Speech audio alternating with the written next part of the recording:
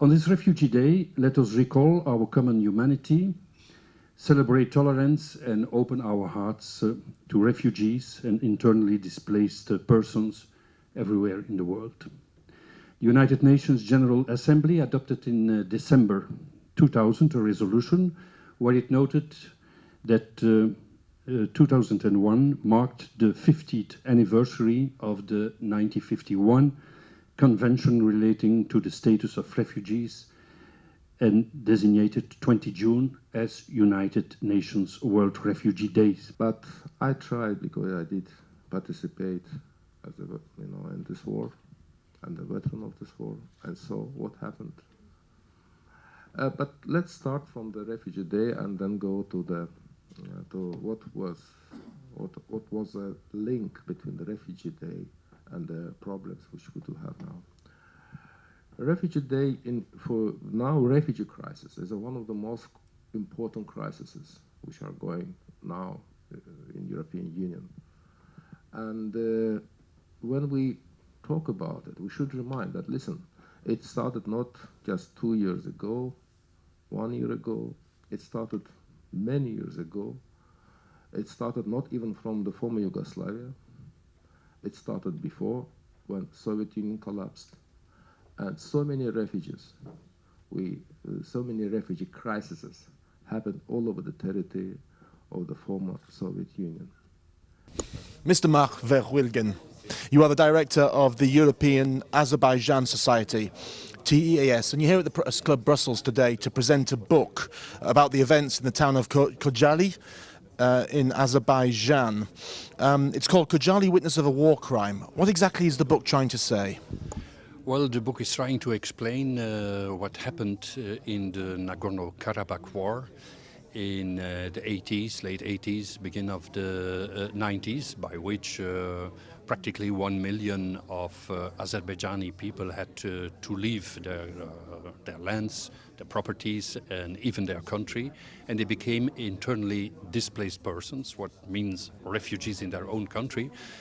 And here especially we have a very tragic moment. This was a massacre of Khojaly, where the Armenian army gives a pathway for the civilians of Khojaly, but they were trapped and they were threatened.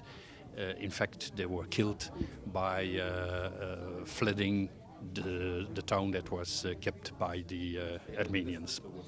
I get the impression that a lot of this information hasn't yet come to light. Is that the case? Is this like an exclusive, a revelation on the world? Let's say that it is a well-known fact for those who have lived in Nagorno-Karabakh, as well on the Armenian as on the Azerbaijani side. But worldwide we have to recognize that nobody knows what exactly happened there. And it is good to know, because it is for a part, it's one of the reasons why the conflict cannot be resolved. You have to know that the president, the actual president of Armenia, Mr. Sarkisian, was the military commander at the time. And in fact, it was an atrocity that he committed. It's a crime of war. And it is very difficult to be at a table as a president of a country and to try to find a peaceful solution, knowing that you have a very huge responsibility of what passed there. Is the aim therefore then not only to highlight what has happened, but also to push, to promote the EU to be able to do something about this to prevent it happening again in the future? Yeah, of course. It's very clear that if we want to find a solution, we are working for the moment with the Minsk group. But as you know, there is a co-chair of Americans, Russians and French parties, but Europe isn't enough involved.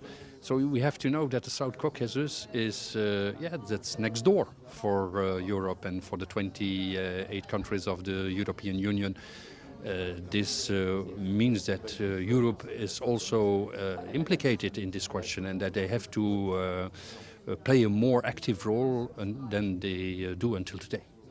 One final question. I get the impression that obviously this has been put together by your organisation, this book. It doesn't seem to have a writer. Is there any one person behind it, or is it a team effort? Yes, of course, there is the European Azerbaijan Society, what is a European foundation, and the European Foundation is working on three levels. We are trying to find more awareness for Azerbaijan and to have a good cooperation with the European Union and the European institutions as well, and also with the Benelux and Belgium in particular, on three fields: on the economic field, on the cultural field, but also in public affairs, about the fate of this 1 million internally displaced persons, refugees in their own country, as I have said.